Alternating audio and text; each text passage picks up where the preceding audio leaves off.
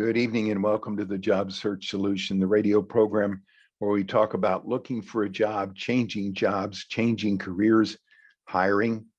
And as always, we begin with a prayer. Dear God, grant us thy peace and thy mercy, thy will be done. And in this session, I'd like to discuss what's called the planning fallacy.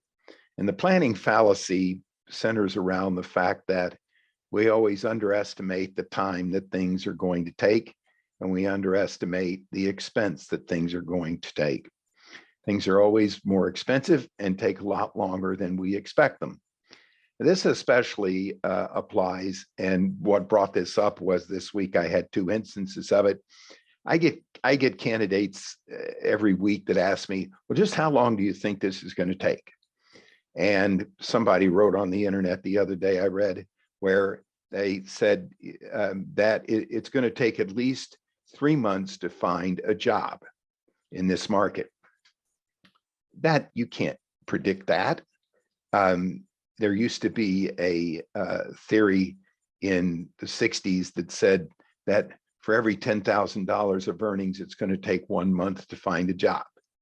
There's no way of knowing that. No way in the whole world of knowing that. If you're an oceanographer in Dallas, it's probably going to take you a whole lot longer to find a job than it is if you're an accountant in Dallas. If you're an accountant in Dallas, you're probably going to have a lot easier time finding a job and might be able to do it in a quicker time. There's no way of knowing, and you can't put any kind of prediction on the time. There's just no way. Sometimes the best job comes along in the first interview.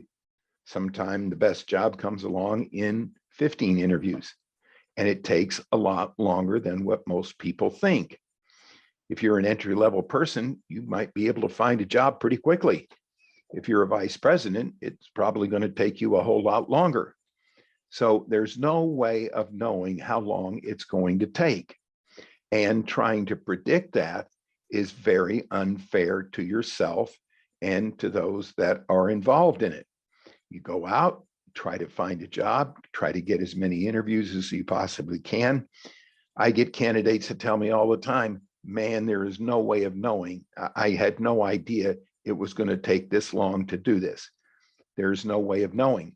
And predicting and giving any time limit or time prediction on how long it's going to take just plain isn't fair. If there's a recession going on, it might take a really long time. If the economy is going along really well, it may not take very much time at all. And you can't judge these things by the succession of the interview. Sometimes the first interview is the best job. You can't, this isn't like shopping at Walmart. You can't go in and compare them. And you can't necessarily go back and get it tomorrow. And I get candidates all the time that say things like, well, this is just the first one that I've looked at. That has absolutely nothing to do with the quality of the job. It might be very well the first one that you look at that's going to be the best job. So it shouldn't apply there. Where this fallacy is the biggest challenge is with hiring authorities. If you ask most hiring authorities how long it takes to hire somebody, they'll tell you between 30 and 60 days. The truth is, it takes on average between 150 and 180 days. Yeah, you heard me right, 150 to 180 days. Why? Because most employers are afraid of making a mistake. Nobody's going to tell you that.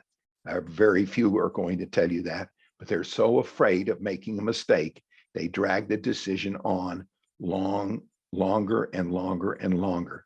They had all kinds of gates in the thing. I had a company yesterday that said, we made a mistake in the hiring the last time. And so we put in 3 more steps to make sure we don't make a mistake. The number of steps in the interviewing process has absolutely nothing to do with the quality of candidate you hire or the issue of whether or not you're going to make a mistake. It has nothing to do with it. Studies have shown that, as I've said before on this program, just as many successful or unsuccessful hires are made by one person as they are by more than one person. 3 is probably the optimum, but this organization was adding 3 more steps in their process, and it was going to elongate the process, which means that they're likely to lose the candidate. Because in this market, if we get a candidate an offer, we've got to assume that the candidate's going to get 2 other offers. It's just a sign of the times. Is it always going to be this way? No. Has it always been this way? No. But don't put those kind of time limits on your process, and realize it's probably going to take longer than you think, and quit being, especially if you're a hiring authority, afraid of making a mistake. People are so afraid of making a mistake that they think the more hurdles that they put in the interviewing process, the less likely they are to make a mistake in hiring. That's just simply not true. But they always start out thinking, well, I'm really good at hiring. Everybody thinks they're really good at hiring. It shouldn't take me all that much time at all. Well, it might. So don't put any limits on it. You don't know when you go to market what kind of candidates you might find. You don't know when you go to market how long it's going to take. So give yourself a break and watch out for this fallacy, because it stands in the way. And the longer the process goes in interviewing people, the longer it seems to take.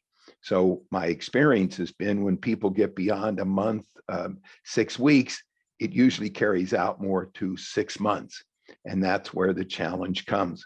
The longer it takes, the more likely you are to make that mistake, because the fear of making a mistake becomes more important than the issue of finding a good candidate.